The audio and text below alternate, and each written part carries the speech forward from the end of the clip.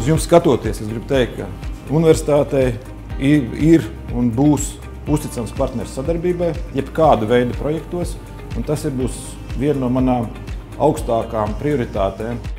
Mēs attīstamies stabili, mums ir ļoti daudz pastāvīgi atbalstītāji, mecenāti, ar šo sadarbību mēs ļoti lepojamies. Tad daži ambiciozie projekti, kas mūsuprāt varētu tikt realizēti. Viens Latvijas Nobela prēmijas laureāts.